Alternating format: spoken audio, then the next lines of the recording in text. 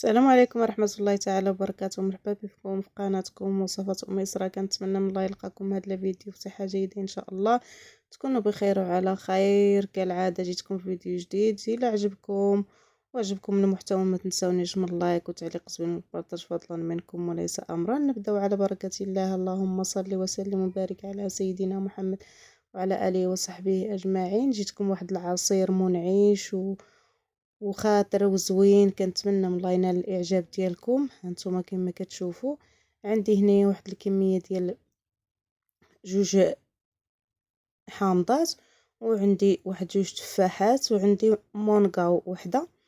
كنقطع هذا، كنقشر داك الحامض وكنحيد ليه دوك البذور ديالو، وكنقطع نقشر التفاح حتى هويا كنقيه على هاد الطريقه هذه. كنقي الفواكه اللي عندي كلهم بحال ما هكايا على هاد الشكل هذا. عصير زوين ومنعش وخاطر، كنتمنى تجربوه وينال الاعجاب ديالكم. وكنقطع داك المونك حتى هويا بحال ما هكايا، وكنطحن كلشي في الخلاط الكهربائي. هانتوما وكنزيد عليه واحد جوج بنانات حتى همايا. هانتوما وكنشكركم بزاف بزاف على الدعم ديالكم، التشجيع ديالكم ليا عفوا. الله يجازيكم بخير. هانتوما غادي نقطع هذاك البنان، زدت عليه واحد جوج بنانات، وكنخوي كلشي في الخلاط الكهربائي على هذا الشكل هذا.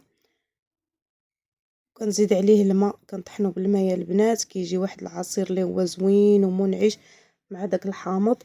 كندير ليه هنايا راه كيدير ليا حتى 2 لتر ديال الماء، كيجي خاطر وكيعطي كميه كثيره.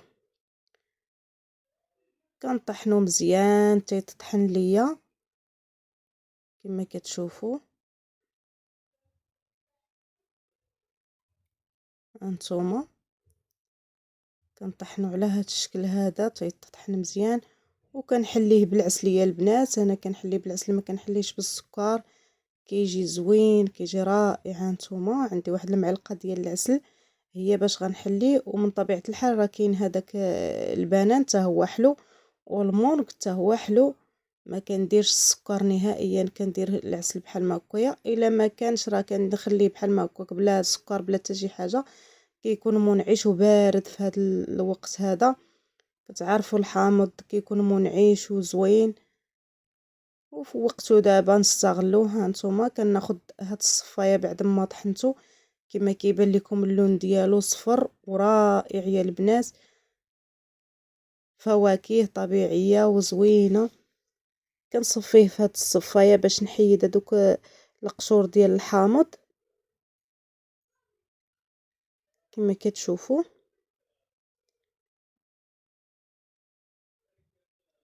هانتوما هذوك القشور ديال الحامض راه كنحيدهم. هادشي اللي دوك البقايا نصفيهم مزيان، وكنزيد عليه الماء. هاد الكميه هذه زدت عليه اطرو ديال الماء، راه غادي نزيد عليه مازال اطرو اخر كما كتشوفوا. نضاعف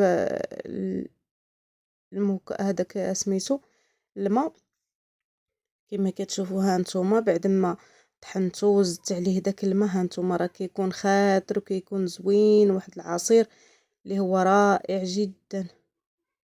الوليدات بحال ما هكايا، وحتى حنا نيت في هذا سميتو هاد الصيف هذا الحال بدا كيسخن باش يبرد الواحد وبالصحه والراحه. هانتوما بعد ما وجدتو قدمته على هذا الشكل هذا. كنتمنى من الله ينال الاعجاب ديالكم وتجربوه ان شاء الله، علاش لا. وكنتمنى منكم التشجيع فضلا منكم وليس امرا. الله يجازيكم بخير، وتبارطاجيو لي الفيديو مع الاحباب والاصدقاء ان شاء الله. وهذا هو الفيديو ديالي، وصلنا النهايه ديالو. مع السلامه، الى الفيديو القادم ان شاء الله، في امان الله ورعايته.